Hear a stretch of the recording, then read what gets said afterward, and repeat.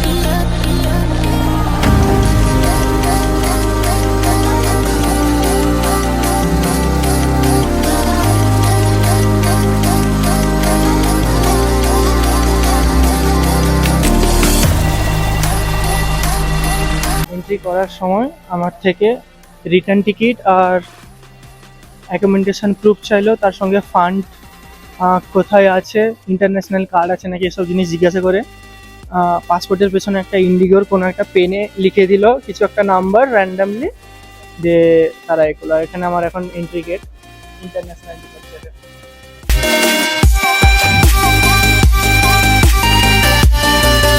একটু দেখে নাও কেমন লাগে দেখতে। আমার মনে হয় ডোমেস্টিক আর ইন্টারন্যাশনাল সেম সেম, কারণ ভিডিওটা বন্ধ করেছি কারণ সেখানে ইমিগ্রেশন অফিসার ছিল, তাই জন্য। তারপরে ডিউটি ফ্রি দেখতে দেখতে যেখানে প্লেন ছাড়বে ওয়েটিং করতে হয়, সেখানে গিয়ে অপেক্ষা করছিলাম।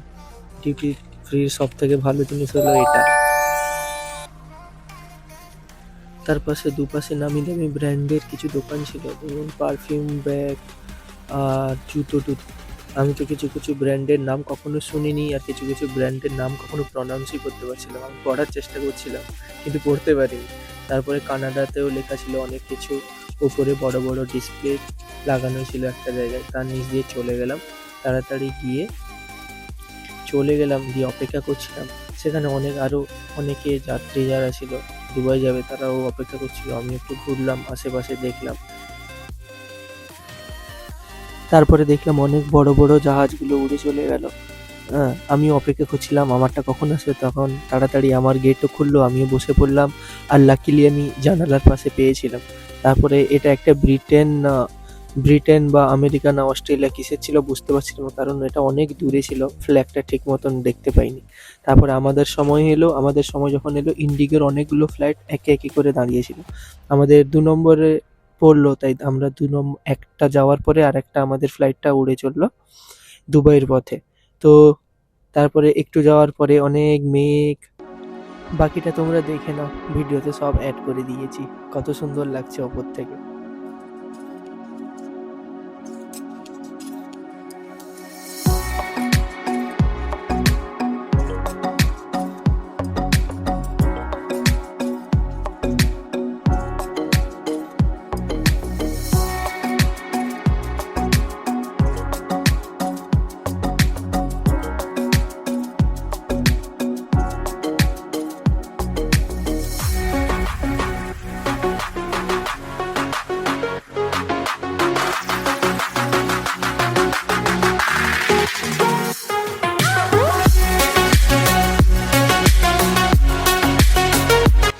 তারপর বসে বসে মেঘগুলো দেখছিলাম, কিন্তু এয়ার হোস্টেস এসে জানালা ক্লোজ করিয়ে দিল শাটারগুলো, কারণ প্রচুর আলো আসছিল তখন। তারপরে যখন ঘুম থেকে উঠি দেখলাম আমরা গলফের ওপরে পৌঁছে গেছি। তখন জানালা খুলতে দিল, বলল শাটারগুলো এখন ওপেন করতে পারো। তখন আমরা সবাই জানালা দিয়ে, মোটামুটি সবাই দেখছিলাম জানালা দিয়ে নিচে সবাই তাকিয়ে আছে। তারপর আমরা ডিএক্সবি এয়ারপোর্টে পৌঁছে গেলাম। ধীরে ধীরে করে প্লেনটা নিচে নেমে গেল।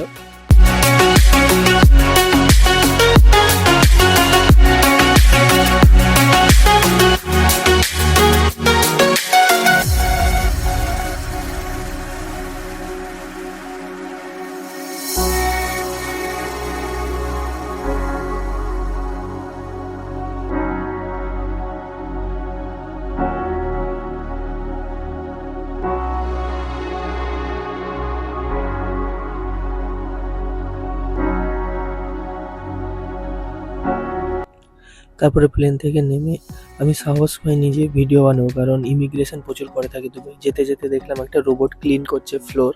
তারপর মেট্রো এলো, মেট্রোতে বসে আমরা পৌঁছে গেলাম ব্যাগ কালেক্ট করতে। একটা ছোট্ট বাচ্চা মেয়েকে দেখতে পেলাম, খুবই কিউট। আর দুবাই মেট্রো অটোমেটিক থাকে, ওটা কেউ কেউ অপারেট করে কি কি ব্যাপারটা ঠিক জানি না, কিন্তু এতে কোনো, এটা ড্রাইভারলেস মেট্রো থাকে এটা।